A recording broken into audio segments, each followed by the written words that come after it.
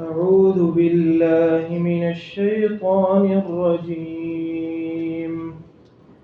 بسم الله الرحمن الرحيم. طاسيم.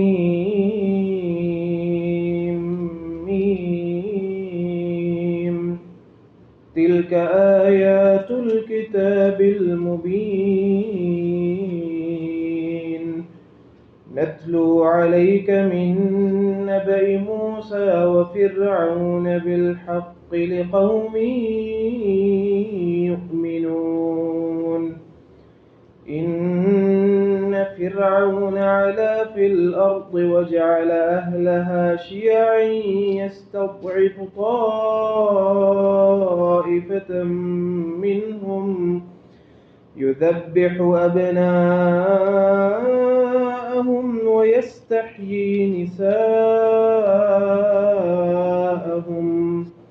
إنه كان من المفسدين.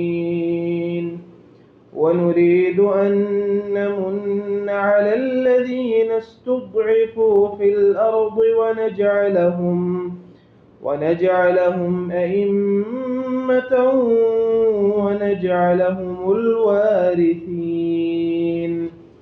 ونمكن لهم في الأرض ونري فرعون وهامان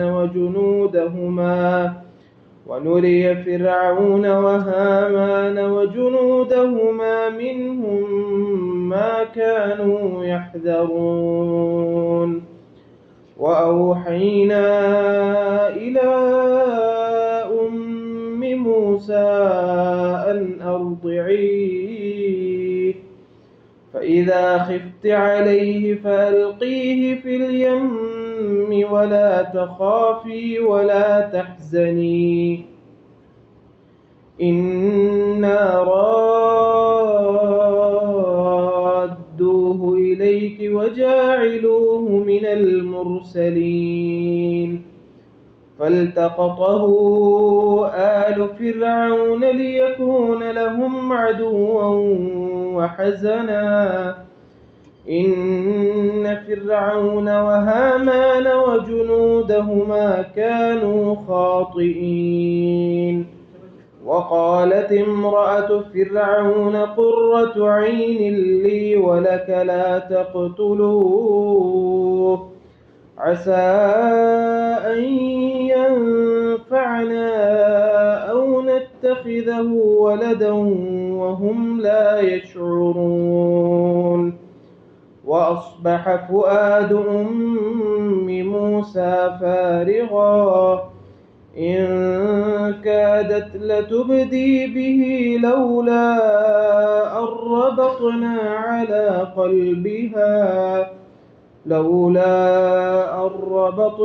على قلبها لتكون من المؤمنين.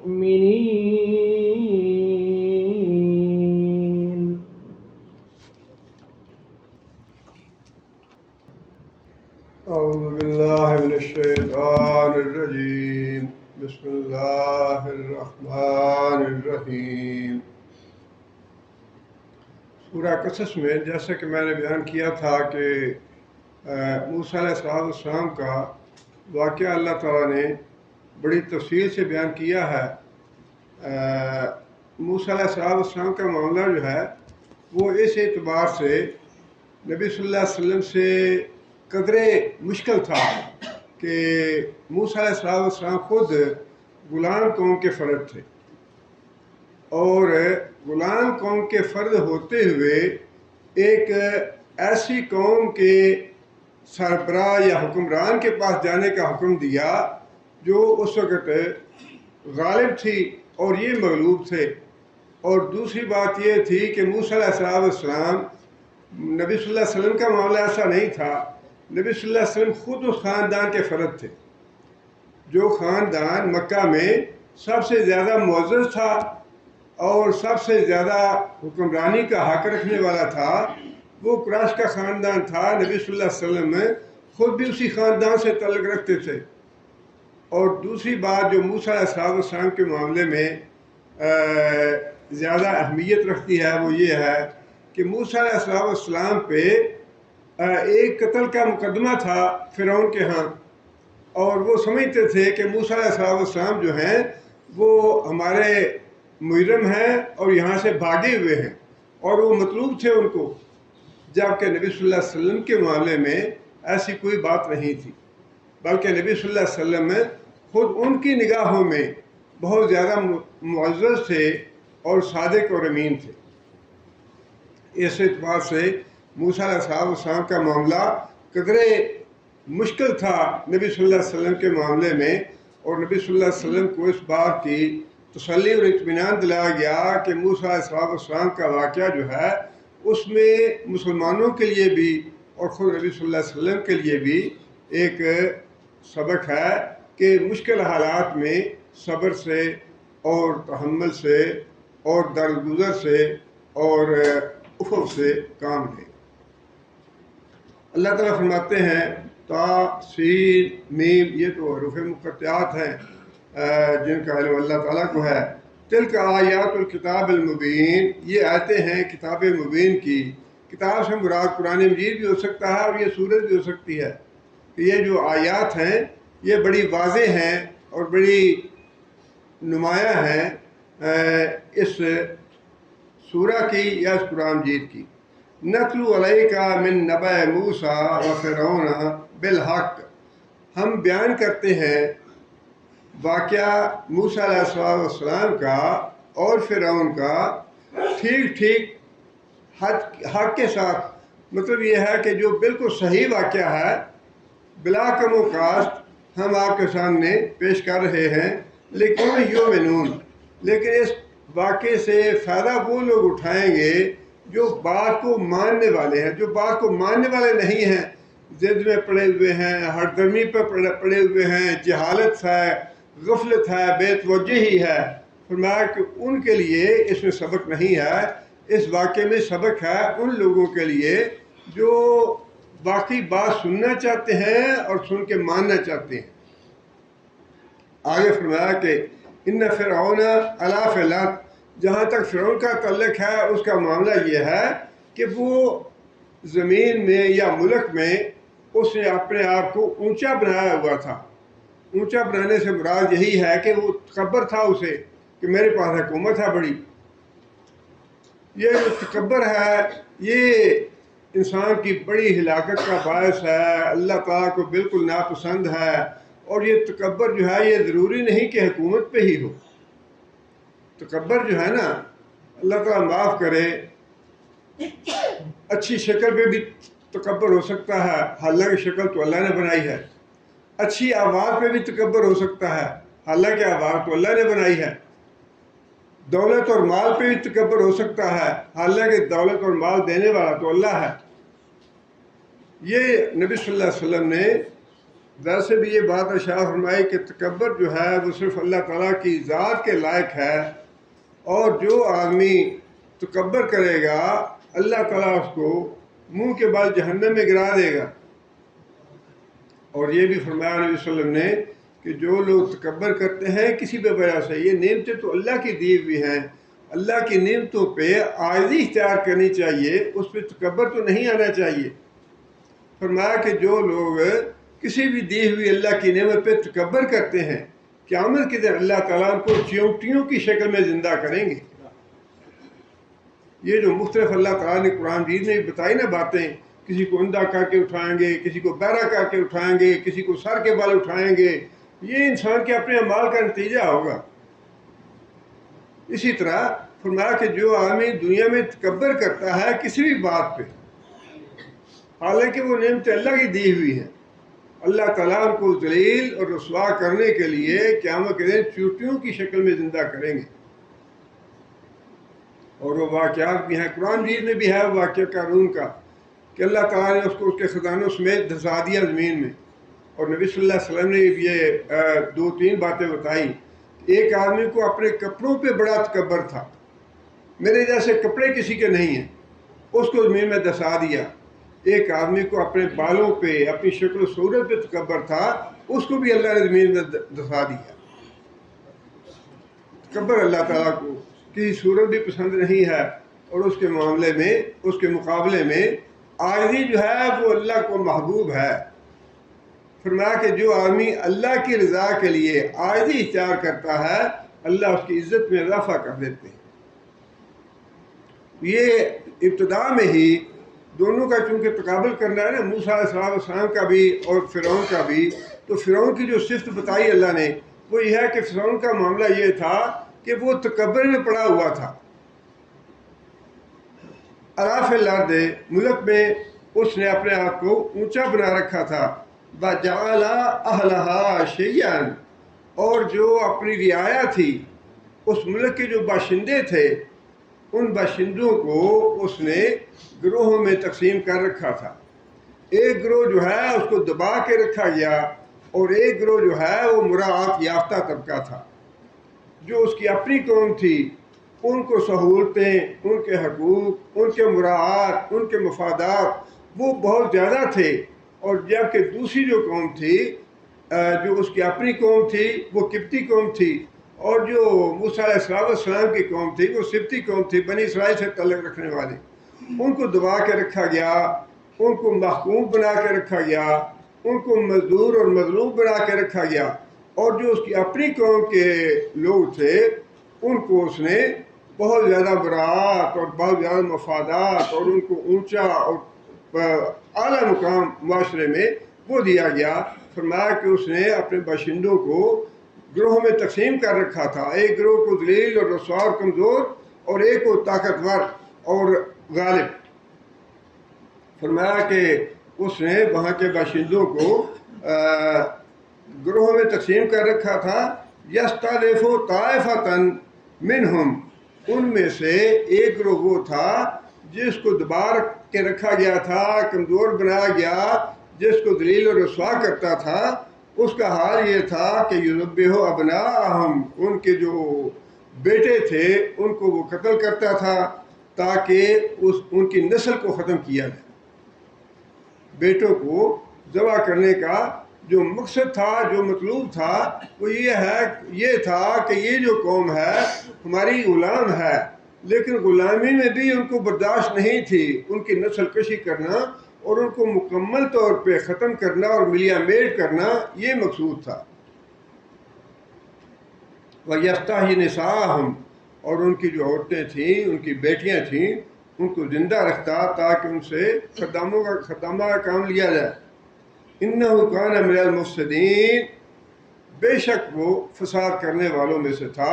یہ تو اللہ تعالیٰ نے ابتدا میں تعارف کرا دیا فرعون کا کہ کس طرح وہ ظلم کر رہا تھا، اپنی رعایا کے دو گروہ بنائے ہوئے تھے، اپنی قوم کے لوگوں کو مفادات اور مراعات دے رکھی تھیں، اور جو غریب طبقہ تھا، مظلوم طبقہ تھا، اس کو دبا کے رکھا گیا اور ان کی نسل کشی کرنا چاہ رہا تھا تاکہ ان کو مکمل طور پہ ختم کر دے اپنے ملک سے۔ وَنُرِيدُ، اللہ فرماتے ہیں آگے، یہ بات یاد رکھیں کہ فرعون جو ہے یہ اس کا نام نہیں تھا۔ جس طرح ایران کے بادشاہ کو کسریٰ کہا جاتا ہے یا روم کے بادشاہ کو قیصر کہا جاتا تھا اس زمانے میں، یا ترکی کے جو بادشاہ تھے ان کو خاقان کہا جاتا تھا، حبشہ کے جو بادشاہ تھے ان کو نجاشی کہا جاتا تھا، یہ ان کے نام نہیں ہیں بلکہ یہ ٹائٹل ہیں ان کے۔ اسی طرح فرعون جو ہے یہ ٹائٹل ہے اس کا، یہ اس کا نام نہیں ہے۔ اور یہ فرعون موسیٰ علیہ السلام کا واسطہ جس فرعون سے پڑا وہ ایک نہیں بلکہ دو ہیں۔ جو جس فرعون کے زمانے میں موسیٰ علیہ السلام کی پیدائش ہوئی وہ فرعون اور ہے، جس زمانے میں بچوں کو قتل کیا جا رہا تھا، اور جس زمانے میں پھر موسیٰ علیہ السلام کا جادوگروں سے مقابلہ کرایا گیا وہ فرعون اس کا بیٹا تھا۔ جو باپ تھا اس کا نام رامسیس تھا، اور جو بیٹا تھا اس کا بھی نام تفسیروں میں لکھا ہے، وہ اس کا بیٹا تھا جس سے جادوگروں سے مقابلہ کروایا گیا موسیٰ علیہ السلام۔ اللہ فرماتے ہیں کہ ہم نے یہ فیصلہ کیا، اب یہ ہے کہ اللہ تعالیٰ کا قانون ہے اور اللہ تعالیٰ کے اپنے حکمتیں ہیں کہ اللہ تعالیٰ نے طویل عرصے تک جو محکوم تھی قوم ان پہ یہ ظلم ہوتا رہا، بیٹوں کو ذبح کیا جاتا رہا۔ پھر اللہ فرماتے ہیں کہ جب ظلم حد سے بڑھ گیا تو ہم نے یہ فیصلہ کیا کہ جس قوم پہ ظلم ہو رہا ہے، جس کو دبا کے رکھا گیا ہے، جس کو ذلیل کیا جا رہا ہے، اس کو ہم اس کیفیت سے نکالیں اور اس کو نجات دلائیں اور ان کو ظالموں کو ذلیل کریں۔ اب یہ معاملات جو ہے نا اللہ تعالیٰ کے ہاتھ میں ہیں۔ اللہ تعالیٰ کی قدرت اور حکمت اللہ بہتر جانتے ہیں، لیکن جو اس میں سبق ہے وہ یہ ہے کہ تدبیر جو ہے بندوں کی غالب نہیں آتی، تقدیر غالب آتی ہے۔ جو اللہ کرنا چاہتے ہیں غالب وہی ہوتا ہے۔ جو بندہ سوچتا ہے، اس نے یہ سوچا تھا کہ میں ان کی نسل ختم کر دوں اس ملک سے، ان کے بچوں کو ذبح کر کے، لیکن وہ اپنے مقصد میں کامیاب نہیں ہوا۔ جو اللہ نے تقدیر میں لکھا تھا، جو اللہ کی تدبیر تھی، غالب وہی ہوئی۔ جو اللہ کا امر تھا وہ غالب ہوا۔ فرمایا کہ وَنُرِيدُ، ہم نے ارادہ کر لیا، أَن نَمُنَّ عَلَى الَّذِينَ اسْتُضْعِفُوا، کہ جن لوگوں کو ذلیل اور کمزور بنا کے رکھا گیا ہے ان پہ ہم احسان کریں، فی الارض، اس ملک میں، وَنَجْعَلَهُمْ أَئِمَّةً، اور جو کمزور بنائے گئے ہیں ان کو ہم اب پیشوا بنائے امت کا، یعنی بنی اسرائیل کو، وَنَجْعَلَهُمُ الْوَارِثِينَ، اور جن خزانوں کے یا جس ملک کے یا جس اقتدار کے یہ مالک بنے ہوئے ہیں ظالم لوگ، فرعون اور اس کے اہل و عیال یا آل فرعون، فرمایا کہ ہم نے فیصلہ کیا کہ ان ظالموں کو ہم اب مٹائیں گے، ان کو ہم ذلیل و رسوا کریں گے، اور جن کو انہوں نے دبا کے رکھا ہوا ہے، ذلیل و رسوا کر رہے ہیں، ہم نے یہ ارادہ کیا کہ اب ہم پیشوائی ان کو دیں گے۔ وَنُمَكِّنَ لَهُمْ فِي الْأَرْضِ، اور ہم نے ان کی زمین میں اختیار دیں گے، ان کو اقتدار دیں گے ان کو۔ وَنُرِيَ فِرْعَوْنَ وَهَامَانَ وَجُنُودَهُمَا مِنْهُمْ مَا كَانُوا يَحْذَرُونَ، اور ہم دکھائیں گے فرعون کو، حامان کو اور ان کے لشکروں کو، منہم، ان کی طرف سے، یعنی جو سبتی تھے، بنی اسرائیل تھے، ان کی طرف سے جو خوف لاحق تھا فرعون کو، وہ خدشہ ہم عملاً اس کے سامنے لے آئیں گے۔ جس بات سے وہ ڈرتے تھے وہی بات ہم ان کے سامنے لے آئیں گے۔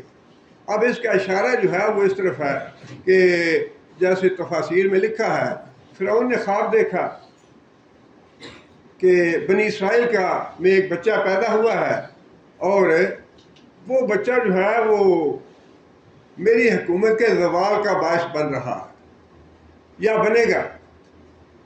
اب اس خواب کی تعبیر جو ہے اسے پوچھے نجومیوں سے، انہوں نے کہا کہ بنی اسرائیل میں وہ بچہ ایسا پیدا ہوگا جو تمہاری حکومت ختم کر دے گا۔ اب اس خوف سے، اس ڈر سے اس نے ان بچوں کو ذبح کرانا شروع کر دیا۔ اب اللہ تعالیٰ یہی بات ارشاد فرما رہے ہیں کہ ہم اب جو ہے نا حکومت اور اقتدار وہ بدلنے کا فیصلہ کر چکے تھے کہ اقتدار اس قوم سے لے کر اب دوسری قوم کو دینا ہے، اور یہ اللہ تعالیٰ کا قانون ہے۔ ہم دنیا میں ہی دیکھتے ہیں کہ کبھی ایسی حکومت تھی، اچھا یہ برطانیہ کی حکومت ہے، سورج غروب نہیں ہوتا، کبھی پھر فرانس تھا، کبھی جرمن تھا، اب امریکہ ہے، کبھی روس تھا، تو ایک مٹتا ہے دوسرا آتا ہے۔ یہ اللہ تعالیٰ جب چاہتے ہیں اللہ تعالیٰ عدل بدل کرتے ہیں اپنی حکمت اور اپنے قانون کے ساتھ۔ اور اس وقت بھی اللہ تعالیٰ فرماتے ہیں کہ جس بات کا فرعون کو، حامان کو اور ان کے لشکر کو خدشہ تھا کہ بنی اسرائیل کا کوئی بیٹا ہماری حکومت کو خراب کر دے گا، ہماری حکومت کو برباد کر دے گا، ہم سے چھین لے گا، ہم وہی چیز خدشہ ان کے سامنے لانا چاہتے تھے۔ مطلب یہ کہ جو تدبیر انہوں نے کی ان کی تدبیر کو ہم ملیا میٹ کریں گے اور ہماری تدبیر جو ہے وہ غالب آئے گی۔ اب آگے مضمون یہاں سے شروع ہوتا ہے کہ بنی اسرائیل میں وہ بیٹا پیدا ہو گیا، وہ بچہ پیدا ہو گیا، اور قانون یہ بنا رکھا تھا حکومت نے کہ جاسوس عورتیں جو ہیں وہ مقرر تھیں اس بات پہ کہ لوگوں کے گھروں میں تانک جھانک کرتی رہیں کہ کس گھر میں بیٹی پیدا ہوتی ہے، کس گھر میں بیٹا پیدا ہوتا ہے۔ جس گھر میں بیٹا پیدا ہو اس گھر کے بارے میں رپورٹ دی جائے جا کے حکومت کو کہ فلاں گھر میں بیٹا پیدا ہوا ہے، اور وہ اپنے اہلکار بھیج کے ان کو ذبح کرا دیں۔ اب موسیٰ علیہ السلام کی ماں کے ہاں پیدا ہوئے، بیٹا پیدا ہوا، وہیں سے اللہ تعالیٰ نے اب آگے بات شروع کی ہے کہ جب موسیٰ علیہ السلام پیدا ہو گیا تو ماں کو فکر لاحق ہو گئی کہ بیٹا پیدا ہوا ہے، اب پتہ نہیں کیا بنے گا، اس کو ذبح کر دیا جائے گا۔ ماں جو تھی وہ بڑی غمزدہ تھی۔ اللہ فرماتے ہیں کہ ہم نے موسیٰ علیہ السلام کی ماں کی طرف یہ وحی کی، یہاں وحی سے مراد نبوت والی وحی نہیں ہے، بلکہ مراد ہے اپنے لغوی معنوں میں کہ ہم نے اس کے دل میں یہ بات ڈالی یا اس کو اشارہ کیا، یا جیسا حضرت مریم تھی وہ نبی تو نہیں تھی نہ رسول تھی، لیکن ان کی طرف بھی اللہ تعالیٰ نے فرشتہ بھیجا۔ ان صورتوں میں سے کوئی بھی صورت ہو سکتی ہے، لیکن نبوت والی وہ وحی نہیں تھی، بلکہ اللہ تعالیٰ نے ان کے دل میں یہ بات ڈالی یا فرشتہ بھیج کے ان کو یہ حکم دیا۔ حکم کیا تھا؟ وَأَوْحَيْنَا، اور ہم نے وحی کی اِلَىٰ أُمِّ موسیٰ، موسیٰ علیہ السلام کی ماں کی طرف، ان ارضعیہ، تم اطمینان سے اس کو دودھ پلاتی رہو۔ اب فکر تو یہ تھی کہ کس وقت اس کا پتہ چل جائے اور اس کو ذبح کر دیا جائے۔ اللہ تعالیٰ نے تسلی دلا دی کہ جب تک کوئی ایسی بات نہیں پیش آتی فکر والی یا پکڑ دکڑ والی، اس وقت تک تم اطمینان کے ساتھ اس کو دودھ پلاتی رہو۔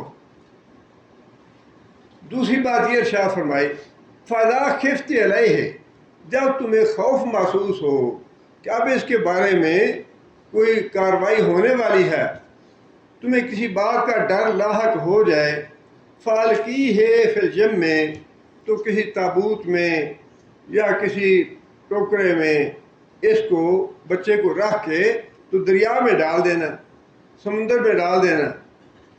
وَلَا تَخَافِي وَلَا تَحْزَنِي، اب یہ کام آسان تو نہیں ہے ماں کے لیے کہ ماں اپنے ہاتھوں سے چند دنوں کے یا چند ہفتوں کے یا چند مہینوں کے بچے کو اپنے ہاتھوں سے ٹوکرے میں ڈال کے یا تابوت میں صندوق میں ڈال کے سمندر کی لہروں کے حوالے کر دے۔ یہ ماں کی ہمت تو نہیں پڑتی، ماں کا جگرا تو نہیں ہے کہ اپنے بیٹے کو اس طرح سمندر میں ڈال دے۔ لیکن اللہ تعالیٰ نے یہی بات ارشاد فرمائی کہ اب یہ کام کرنا ہے تم نے کہ اپنے بیٹے کو کسی تابوت میں صندوق میں ڈال کے بند کر کے تو سمندر کے حوالے کر دو۔ وَلَا تَخَافِي وَلَا تَحْزَنِي، اور تمہیں کسی قسم کا خوف کرنے کی اور غم کرنے کی ضرورت نہیں ہے۔ اِنَّا رَادُّوهُ إِلَيْكَ، یہ تیسری بات ہے۔ پہلی بات تو وہ تھی کہ جب تک کوئی کاروائی نہیں ہوتی، کوئی خدشہ نہیں ہے، اس کو دودھ پلاتی رہنا، پہلی بات وہ تھی۔ دوسری بات یہ ہے کہ جب تمہیں خدشہ لاحق ہو جائے اس بچے کے بارے میں تو پھر اس کو سمندر کے حوالے کر دینا۔ اب تیسری بات یہ تھی کہ یہ بھی تسلی رکھو کہ اس بچے کو ہم تمہارے پاس واپس پلٹا دیں گے۔ رَادُّوهُ، رد کا مطلب ہے پلٹا دینا، یہ بچہ جو ہے یہ تمہاری طرف واپس آئے گا، یہ تیسری بات تھی۔ اور چوتھی بات یہ تھی وَجَعَلُوهُ مِنَ الْمُرْسَلِينَ، ہم اس کو رسول بنائیں گے، رسولوں میں سے ہوگا یہ۔ اب یہ دیکھیں کہ دونوں باتیں، ابتدا دیکھیں انتہا دیکھیں۔ ابتدا جو ہے وہ ایک ایسی غیر یقینی خوف کی اور ڈر کی کیفیت ہے جس میں یہ بتایا جا رہا ہے کہ میں تو اس کو رسول بنانے والا ہوں۔ بات سمجھ میں نہیں آتی ہے کہ وہ بچہ چند دنوں کا یا چند ہفتوں کا بچہ اس کو ٹوکرے میں ڈال کے سمندر کے حوالے کیا جا رہا ہے، یہ میرے پاس واپس کیسے آئے گا، یہ رسول کیسے بنے گا۔ یہ ہے بات ایمان والی جو پہلے اللہ تعالیٰ نے بات ارشاد فرمائی نا۔ اب بات وہی ہے کہ یہ سارے واقعات جو ہیں قریش مکہ کے سامنے اور مسلمانوں کے سامنے رکھے جا رہے ہیں۔ کہ اللہ تعالیٰ کی تدبیر دیکھو کیسی ہے. جن پہ تم آج ظلم کر رہے ہو، قریش کے سردار جو ہیں جن مسلمانوں پہ آج ظلم کر رہے ہیں، کوئی تصور کر سکتا تھا کہ کل کو وہی بلال جو ہے اپنے ماقا کو ذبح کرے گا؟ تصور ہی نہیں تھا. وہ ایسے ظلم کی چکی پیسی جا رہی تھی، بیچارے مسلمان جو ہے وہ پسے ہوئے تھے. بالکل ویسا ہی معاملہ تھا جیسا بنی اسرائیل کا اور قبطی قوم کا تھا فرعون کے زمانے میں.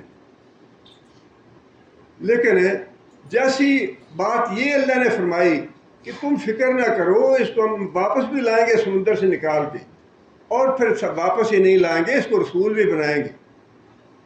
اب ویسے ہی وعدے کیے جا رہے تھے نبی صلی اللہ علیہ وسلم سے.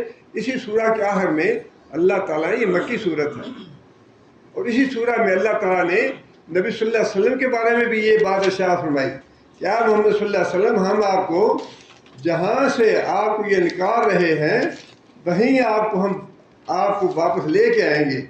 ان الذی فرض علیک القرآن، اے محمد صلی اللہ علیہ وسلم، وہ ذات جس نے قرآن آپ پہ نازل کیا ہے، لرادک الی معاد، وہ ذات تمہیں اس مکے میں دوبارہ لے کے آئے گی. تصور ہی نہیں تھا کہ جن کو اس طرح ظلم کی چکی میں پیسا جا رہا ہے، کیا وہ اتنے طاقتور ہو جائیں گے کہ ان ظالم قریش کے سرداروں کے اوپر غلبہ حاصل کر لیں اور ان کو مفتو کریں؟ یہ کیسے ہوگا؟ لیکن اللہ نے فرما دیا اسی سورہ کے آخر میں، جس طرح موسیٰ علیہ السلام کے بارے میں یہ بات ارشاد فرمائی نا کہ اے ام موسیٰ، یہ ہم تمہارے پاس واپس بھی لائیں گے، رسول بھی بنائیں گے.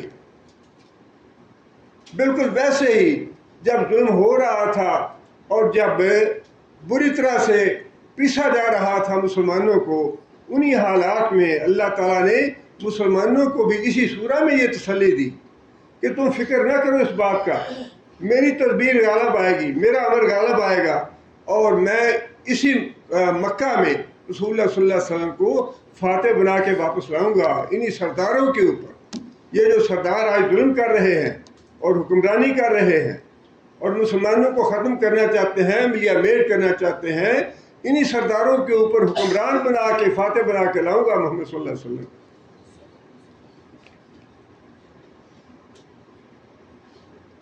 بہت بڑی یہ دیکھیں، ویسے تو واقعات بے شمار ہیں، لیکن 2-3 واقعات جو ہے نا، یوسف علیہ السلام کا واقعہ بھی ذہن میں لے آئیے.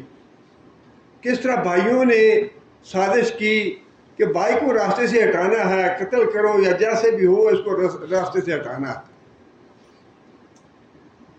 لیکن اللہ نے جو خواب دکھائی تھی وہ تو بالکل مختلف تھی. یہ خواب کیسے پوری ہوگی؟ اور یہ یوسف علیہ السلام جن کو قتل کرنے کے درپا ہیں، ان کے بھائی راستے سے ہٹانا چاہتے ہیں، گھر سے نکالنا چاہتے ہیں، ان کا قصہ تمام کرنا چاہتے ہیں، یہ دوبارہ کیسے آئے گا باپ کے پاس؟ لیکن وہ ساری جو تدبیر اللہ کی تھی، بھائیوں کی تدبیر کام نہیں آئی، بھائیوں کی تدبیر ناکام ہوئی، اللہ کی تدبیر غالب آئی. نبی صلی اللہ علیہ وسلم کے معاملے میں یہی ہوا کہ وہ ملیا میٹ کرنا چاہتے تھے، بار بار حملے بھی کیے کہ کسی طرح اب ان کو ختم کریں، اب ختم کر دیں، اب ختم کریں.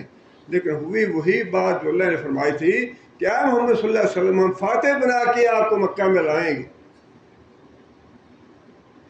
اور یہاں بھی تدبیر اور جو امر ہے وہ اللہ ہی کا غالب ہوا کہ اس کو ابھی تو تم اپنے آپ سے الگ کرو اور اس کو سمندر میں ڈالو، لیکن یہ ہمارا وعدہ ہے کہ ہم تمہارے ہی پاس لے آئیں گے اس بچے کو، اور صرف واپس ہی نہیں لائیں گے بلکہ اس کو رسالت بھی دیں گے. فَالْتَقَطَهُ آلُ فِرْعَوْنَ، اب وہ موسیٰ علیہ السلام کو ان کی ماں نے ٹوکرے میں یا تابوت میں یا صندوق میں بند کر کے سمندر کے حوالے کر دیا. اب اللہ فرماتے ہیں کہ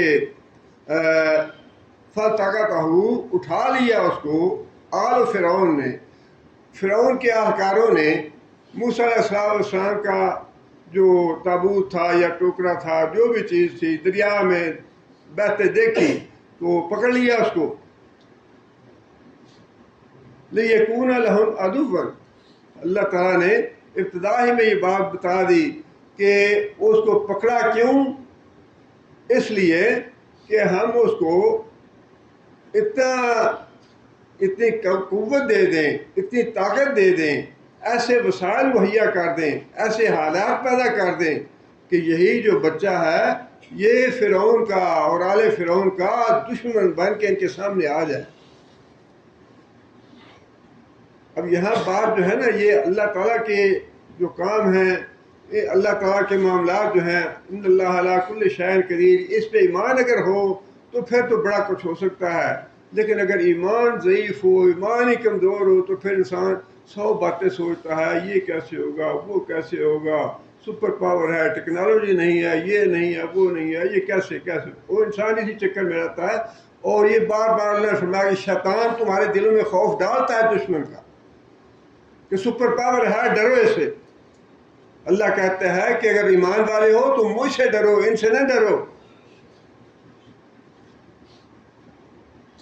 فرمایا کہ آل فرعون نے اس موسیٰ علیہ السلام کو اٹھا لیا تاکہ وہ ان کا دشمن بنے، وحاضرن، اور ان کے لیے باعث غم بنے۔ ان فرعون وہامان وجنودہما کانوا خاطئین، بلا شبہ جو آل فرعون اور حامان اور ان کے سارے لشکر جو تھے وہ واقعی خطا کار تھے۔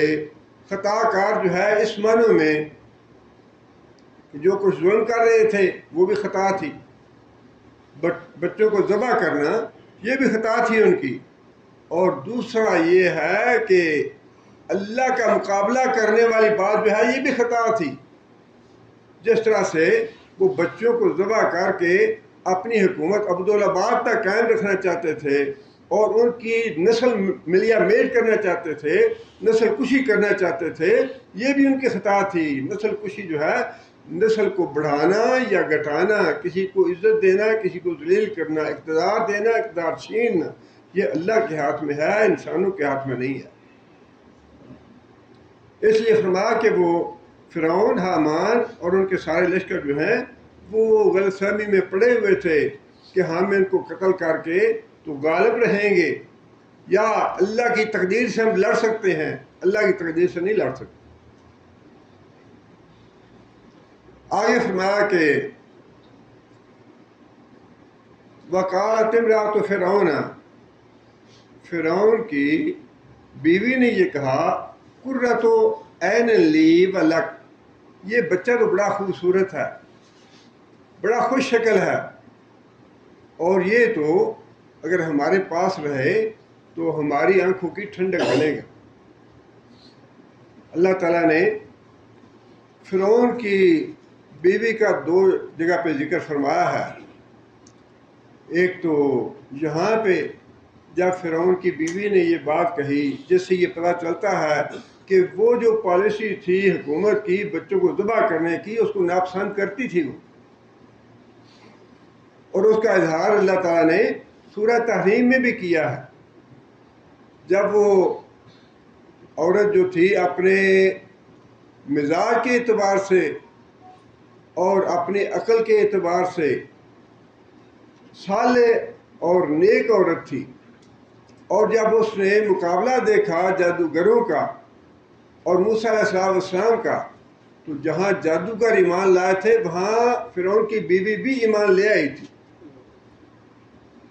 اور ایمان لانے کے بعد فرعون نے اپنی بیوی کو بھی اذیتیں دینی شروع کر دی تھی، اور اس کا ذکر اللہ تعالیٰ نے مومنوں کے لیے مثال کے طور پہ فرعون کی عورت کو پیش کیا ہے کہ مومن عورتوں کے لیے مثال ہے فرعون کی بیوی میں۔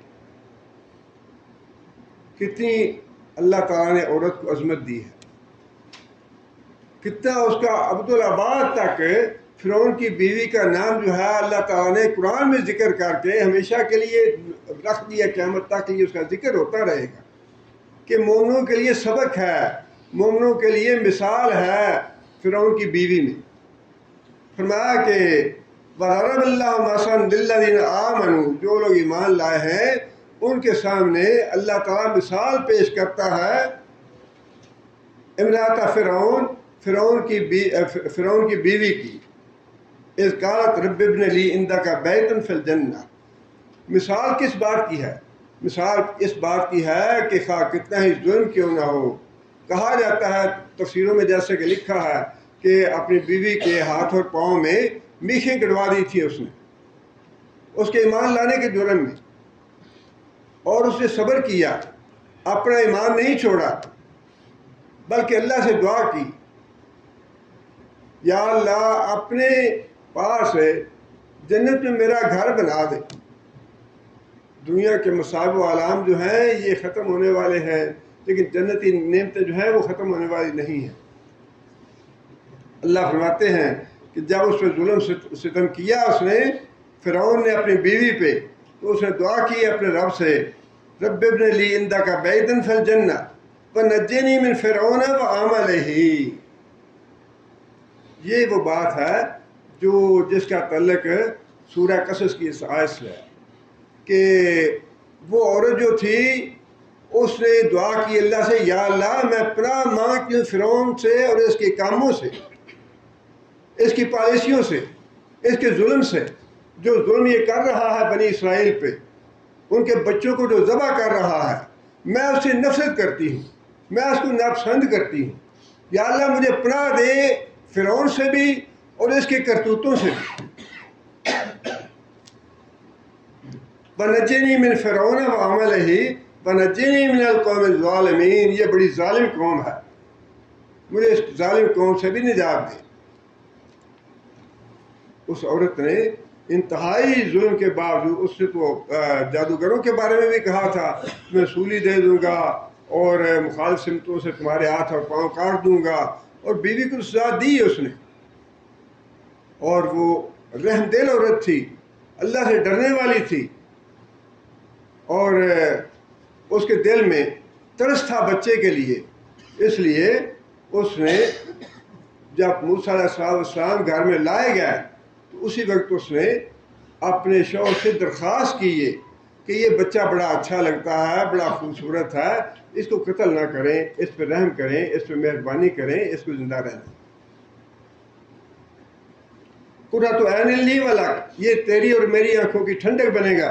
لا تقتلوہ، اور اس کو قتل نہ کرو. عسیٰ ان ینفعنا، بعید نہیں کہ اس سے ہمیں فائدہ حاصل ہو، اور نتخذہ ولدا، یا ہم اس کو اپنا بیٹا بنا لیں. یہاں سے یہ بات معلوم ہوتی ہے جو مفسرین نے لکھی ہے کہ فرعون کی اولاد نہیں تھی، اور اس نے یہ ایک پیش کی درخواست اپنے شوہر کے سامنے کہ ہم اس کو اپنا منہ بولا بیٹا بنا لیتے ہیں، اور یہ بھی ممکن ہے جب بڑا ہو جائے تو اولاد ہوگی، اولاد ہمارے کام آئے گی. اپنے والدین کے بازو ہوتے ہیں اولاد، تو فائدہ پہنچائے ہمیں، اور پھر ہمارا اپنا بیٹا ہوگا. یہ وَهُمْ لَا يَشْعُرُونَ، اللہ فرماتے ہیں کہ انہیں اس بات کی سمجھ نہیں تھی کہ یہ جو ہم فیصلہ کر رہے ہیں اس کا نتیجہ کیا نکلے گا. وہ نتیجہ نکلا تو کئی سالوں کے بعد، لیکن حقیقت تو یہ ہے کہ انسان کو اگلے لمحے کا پتہ نہیں ہے. ما تدری نفس ماذا تکسب غدا، اللہ نے فرمایا قرآن مجید میں کہ کسی بھی مخلوق کو، کسی بھی آدمی کو یہ پتہ نہیں ہے وہ کل کیا کرنے والا ہے. یہ جتنے بھی نجومے ہیں نا، خبریں دیتے ہیں، اور جو بڑی خبر لے آئے، اندر کی خبر ہے، فلاں ہے فلاں، ایسے لوگوں کو دھوکہ دینے والے سب فریب اور مکار اور جھوٹے لوگ ہیں. اللہ نے فرما دیا کہ کسی آدمی کو کل کا پتہ نہیں کل کیا، اور کل تو بڑی بات ہے، یہاں سے اٹھ کے جانا کس کو پتہ ہے؟ ایک لمحے کا پتہ نہیں ہے انسان کو. فرمایا کہ انہیں اس بات کا شعور نہیں تھا کہ جو فیصلہ وہ کر رہے ہیں اس فیصلے کا انہیں فائدہ ہوگا یا اس فیصلے کا انہیں نقصان ہوگا. وہ بظاہر تو یہی کہہ رہے تھے نا کہ ہم اس کو اپنا بیٹا بنا لیتے ہیں اور ممکن ہے ہمیں سے کوئی فائدہ پہنچے. آگے پھر اللہ فرماتے ہیں وَأَصْبَحَ فُؤَادُ أُمِّ مُوسَىٰ فارغا، اب وہی ہے کہ ماں کا دل جو ہے وہ تو اپنے بچے کے ساتھ دھڑکتا ہے. اب بچہ آنکھوں سے غائب کون کر عورت کرنا چاہتی ہے؟ اللہ فرماتے ہیں کہ وہ ماں جو تھی دریا میں ڈال کے آ تو گئی، لیکن اس کا دل جو تھا وہ اڑا جا رہا تھا. اس کا دل مسلسل گھبراہٹ کا شکار تھا کہ میرے بچے کے ساتھ کیا ہوگا، بچہ کہاں جائے گا، کیسے آئے گا. فرمایا کہ ام موسیٰ جو تھی ان کا دل گھبرا رہا تھا، اڑا جا رہا تھا. ان قادت لتبدی بہی لولا ان ربطنا علی قلبہا، قریب تھا کہ وہ راز فاش کر دیتی، یہ تو میرا بیٹا ہے، پکڑو اسے لاؤ مجھے دو. قریب تھا کہ وہ راز فاش کر دیتی اپنی گھبراہٹ میں. جب انسان پہ گھبراہٹ طاری ہوتی ہے تو انسان کو اپنے آپ پہ بس نہیں رہتا. جب مجرم پکڑے جاتے ہیں اور ایک دو دن وہ ایجنسیوں کے پاس رہتے ہیں تو سب کچھ ایسے فوراً بتاتے ہیں، میں نے یہ جرم کیا، فلاں قتل کیا، فلاں ڈاکہ کیا، فلاں چوری کی، فلاں کیا، فلاں، ساری اچی بچی سب کچھ بتا دیتے ہیں. یہ گھبراہٹ کے عالم کی بات ہے. جب گھبراہٹ طاری ہوتی ہے انسان پہ، انسان کو اپنے آپ پہ اختیار نہیں رہتا. وہی بات اللہ نے فرمائی کہ جب گھبراہٹ طاری ہوگی ماں پہ تو پھر ماں تو بتانے لگی تھی کہ یہ میرا بیٹا ہے، میں نے ڈالا ہے سمندر میں. اللہ فرماتے ہیں کہ ہم نے اس کے دل کو مضبوط کیا. اگر ہم اس کے دل کو مضبوط نہ کرتے تو وہ راز کھول بیٹھتی. لِتَكُونَ مِنَ الْمُؤْمِنِينَ، ہم نے اس کے دل کو مضبوط کیا تاکہ اس کو یہ بات یقین آ جائے، جو باتیں ہم نے تم سے کہی تھیں وحی کے ذریعے ابتدا میں، وہ بالکل ایسے ہی ہوگا. ہم نے اس کے دل کو مضبوط کیا، پکا کیا. وہ باتیں وہی تھیں جو ابتدا میں اللہ نے فرمائی کہ ہم اس کو تمہارے پاس واپس بھی لائیں گے اور پھر اس کو رسول بھی بنائیں گے.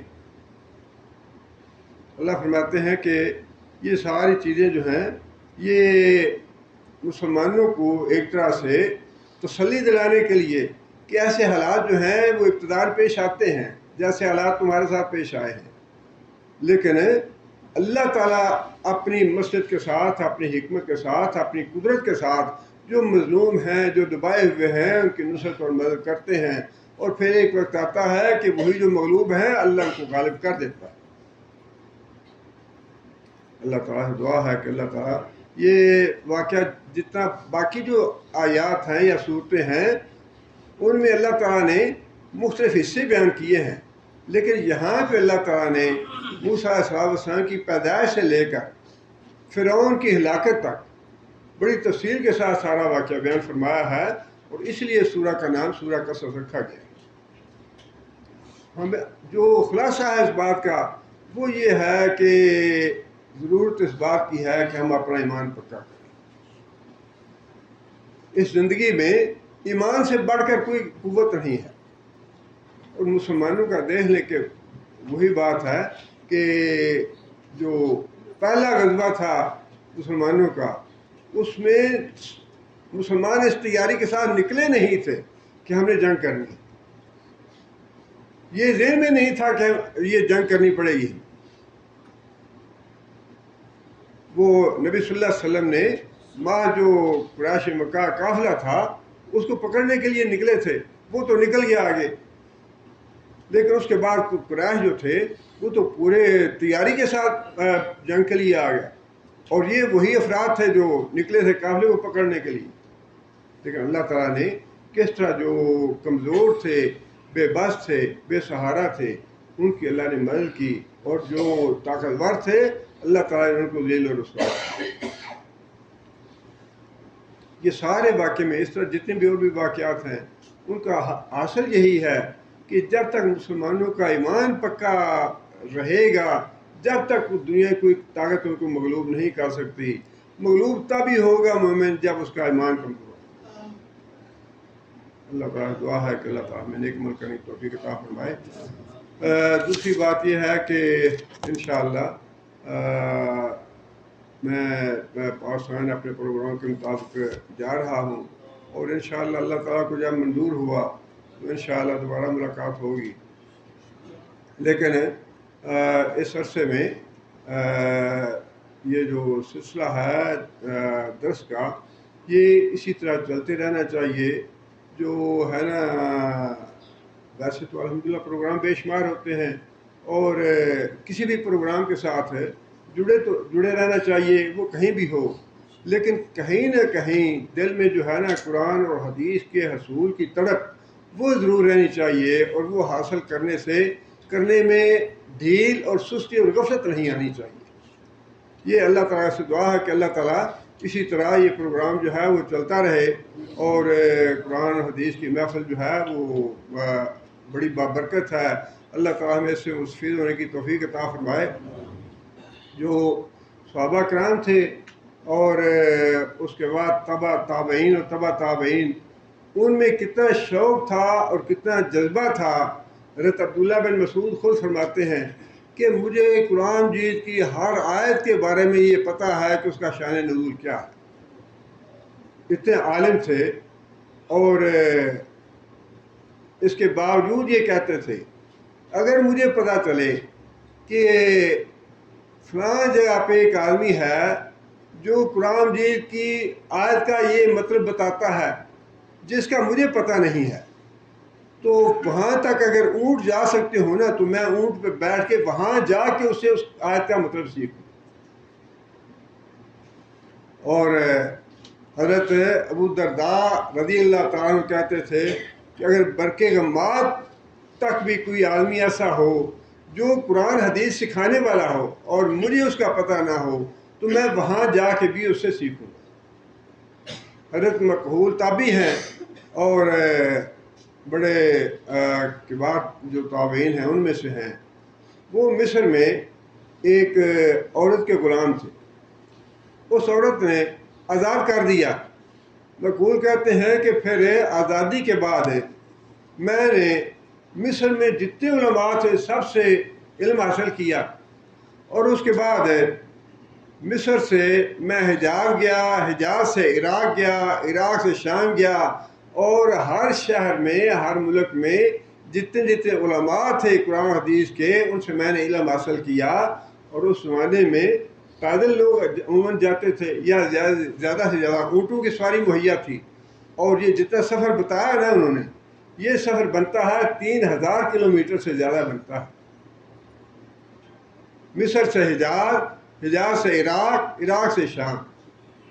یہ جذبہ تھا علم حاصل کرنے کا، کہ جہاں کہیں بھی علم سکھایا جاتا ہے یا قرآن حدیث کی بات ہوتی ہے، وہاں پہ یہ حضرت ابو ایوب انصاری کا اور حضرت جابر بن عبداللہ کا واقعہ بڑے مشہور ہے۔ حضرت جابر بن عبداللہ کو پتہ چلا کہ مصر میں فلاں آدمی ہے، اور وہ قصاص کی جو حدیث ہے وہ بیان کرتا ہے۔ حضرت جابر رضی اللہ تعالیٰ نے اونٹ خریدا خاص طور پہ مصر جانے کے لیے، مدینہ سے مصر گئے اونٹ پہ، وہاں جا کے پتہ کیا اس آدمی کا، اس سے ملاقات کی۔ وہاں گئے تو ملازم آیا، اچھا یہ آپ کون ہیں؟ اچھا جا کے بتاؤ کہ جابر بن عبداللہ آیا ہے۔ وہ صاحب باغی آئے صحابی، تو انہیں کہا کہ بھئی مجھے پتہ چلا ہے کہ یہ جو قصاص کی حدیث ہے یہ آپ بیان کرتے ہیں، مجھے سنائیں۔ انہوں نے بتایا کہ نبی صلی اللہ علیہ وسلم نے یہ بات ارشاد فرمائی ہے کہ قیامت کے دن کوئی آدمی اس وقت تک جنت میں نہیں جائے گا جب تک اس نے کسی کا بدلہ دینا ہے تو وہ بدلہ چکا کے جنت میں جائے گا، اور کوئی آدمی جہنم میں نہیں جائے گا جب تک اس نے کسی کا بدلہ دینا ہے تو جہنم میں جائے گا تب جب بدلہ دے چکے گا، اپنا بدلہ دے کے جائیں گے۔ اور صحابہ نے پوچھا یا رسول اللہ یہ بدلہ کیسے ہوگا؟ دینار اور درہم تو ہوں گے نہیں۔ فرمایا کہ نیکیوں کے ساتھ تبادلہ ہوگا۔ تو یہ قصاص کی حدیث تھی جو سننے کے لیے حضرت جابر نے مدینہ سے لے کر مصر کا سفر کیا۔ اور اسی طرح حضرت ابو ایوب انصاری جو تھے انہیں پتہ چلا کہ عقبہ بن عامر مدینہ کے گورنر تھے، تو حضرت ابو ایوب انصاری کو پتہ چلا کہ حضرت عقبہ بن عامر جو ہیں وہ مومن کی پردہ پوشی کی حدیث بیان کرتے ہیں، صرف یہ حدیث سننے کے لیے آپ انداز گئے کہ کتنا شوق تھا اور کتنا جذبہ تھا، صرف اس آدمی کی زبان سے حدیث سننے کا جس نے حدیث نبی صلی اللہ علیہ وسلم سے سنی ہے۔ لالچ یا طمع یہ ہے کہ میں اس آدمی سے بات سنوں جس نے خود نبی صلی اللہ علیہ وسلم سے سنی ہے۔ مدینہ سے مصر گیا، حضرت عقبہ بن عامر سے جا کے ملے اور کہنے لگے کہ یہ جو حدیث تھی نا، اب میرے اور تمہارے علاوہ کوئی بندہ زندہ نہیں رہا جس نے یہ سنی ہو، تم مجھے وہ الفاظ بتاؤ، تم مجھے وہ حدیث سناؤ کہ تم نے کس طرح سے وہ نبی صلی اللہ علیہ وسلم سے سنی تھی۔ وہ عقبہ بن عامر نے بتایا کہ میں نے نبی صلی اللہ علیہ وسلم سے یہ حدیث سنی ہے کہ جو آدمی کسی مومن کی پردہ پوشی کرے گا، اللہ تعالیٰ قیامت کے دن اس کی پردہ پوشی کرے گا۔ یہ حدیث میں نے نبی صلی اللہ علیہ وسلم سنی ہے۔ حضرت ابو ایوب انصاری یہ حدیث سن کے واپس مدینہ آئے۔ اب آپ انداز لگائیے کہ علم کی مومن کے دل میں یہ قدر ہونی چاہیے اور اتنی حرص ہونی چاہیے، اتنا طمع ہونا چاہیے۔ یہ جو ہمارے ہیں نا، نیند پوری نہیں ہوتی، یہ مصروفیت آ گئی، یہ کام آ گیا، یہ آ گیا، وہ آ گیا، یہ ساری یہیں رہ جانی ہے باتیں۔ جو انسان کے کام آنے والی چیز ہے قبر میں بھی اور قبر کے بعد بھی، وہ یہ قرآن اور حدیث کی باتیں ہی ہیں، یہی کام آنے والی ہیں۔ جتنا وقت اس کام میں گزر گیا نا، وہی زندگی کا اصل ہے، باقی جو ہے وہ سب ضائع ہو گیا۔ جو دنیا کے کاموں میں وقت گیا نا، وہ بیکار ہے۔ وقت وہی ہے جو انسان نے اب قرآن اور حدیث سننے میں یا ان کو پڑھنے پڑھانے میں صرف کیا، وقت انسان کی زندگی کا وہی ہے۔ وہ نبی صلی اللہ علیہ وسلم نے کہیں سے تحفہ آیا تو نبی صلی اللہ علیہ وسلم، حضرت عائشہ سے پوچھا نبی صلی اللہ علیہ وسلم نے کہ وہ تحفہ آیا تھا اس میں کوئی باقی بچا ہے؟ حضرت عائشہ کہنے لگی یا رسول اللہ، وہ اس کا زیادہ حصہ تو میں نے صدقہ کر دیا ہے اور کچھ باقی بچا ہے۔ فرمایا کہ جو تم نے صدقہ کیا وہ بچا ہے، جو تم نے خود استعمال کیا وہ نہیں بچا، بچا وہ ہے جو دے دیا۔ یہ زندگی کا حاصل جو ہے نا، وہ یہ وقت ہے جو ہم قرآن حدیث پڑھنے پڑھانے میں صرف کرتے ہیں، یہ وقت بچا ہے ہمارا۔ جو دنیا کے لیے صرف کریں گے وہ وقت گیا، اس کی کوئی قدر و قیمت نہیں ہے۔ قیمت اس وقت کی ہے جو ہم قرآن حدیث پڑھنے میں صرف کرتے ہیں۔ اس لیے یہ جو محفل ہے یا درس کا ہے، یہ سلسلہ جو ہے نا بدستور، اس میں سستی نہیں ہونی چاہیے یا ڈھیل نہیں ہونی چاہیے۔ جب تک زندگی ہے نا، یہ کام زندگی کے آخری سانس تک کرنے والا ہے۔ یہ چند گھنٹوں کا یا چند سالوں کی بات نہیں ہے، یہ تو زندگی کے آخری لمحے تک کرنے والی بات ہے۔ اللہ تعالیٰ ہمیں توفیق عطا فرمائے۔ سبحان ربک رب العزت عما یصفون۔ أعوذ بالله من الشيطان الرجيم. بسم الله الرحمن الرحيم. طاسين ميم. تلك آيات الكتاب المبين. نتلو عليك من نبأ موسى وفرعون بالحق لقوم يؤمنون. إن فرعون علا في الأرض وجعل أهلها شيعا يستضعف طائفة منهم يذبح أبناءهم ويستحيي نساءهم إنه كان من المفسدين.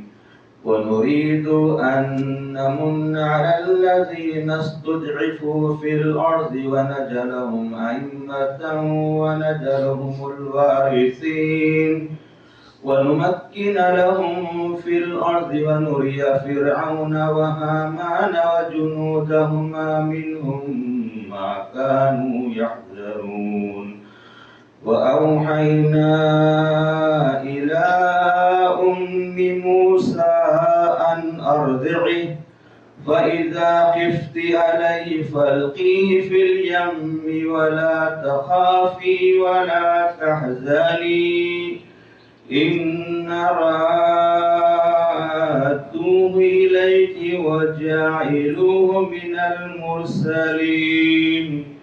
فالتقطه آل فرعون ليكون لهم عدوا وحزنا إن فرعون وهامان وجنودهما كانوا خاطئين. وقالت امرأة فرعون قرة أعين لي ولك لا تقتلوه عسى أن ينفعنا أو نتخذه ولدا وهم لا يشعرون. وأصبح فؤاد أم موسى فارغا إن كادت لتبدي به لولا أن ربطنا على قلبها لتكون من المؤمنين. وقالت لأخته قصي فبصرت به عن جنب وهم لا يشعرون. بسم الله الرحمن الرحيم الحمد لله رب العالمين الرحمن الرحيم مالك يوم الدين إياك نعبد وإياك نستعين اهدنا الصراط المستقيم صراط الذين أنعمت عليهم غير المغضوب عليهم ولا الضالين. اللهم صل على محمد وعلى آل محمد كما صليت على إبراهيم وعلى آل إبراهيم إنك حميد مجيد. اللهم بارك على محمد وعلى آل محمد كما باركت على إبراهيم وعلى آل إبراهيم إنك المجيد. ربنا ظلمنا أنفسنا إن لم تغفر لنا وترحمنا لنكونن من الخاسرين. ربنا آتنا في الدنيا حسنة وفي الآخرة حسنة وقنا عذاب النار. ربنا هب لنا من أزواجنا وذرياتنا قرة أعين واجعلنا للمتقين إماما. ربنا اصرف عنا عذاب جهنم إن عذابها كان غراما إنها ساءت مستقرا ومقاما. اللهم أيد الإسلام والمسلمين. اللهم أعز الإسلام والمسلمين. اللهم أذل الشرك والمشركين. اللهم دمر أعداء الدين. اللهم نذر قلوبنا بنور الإيمان. اللهم ثبتنا على الإسلام. اللهم اغفر لجميع المؤمنين والمؤمنات الأحياء منهم والأموات.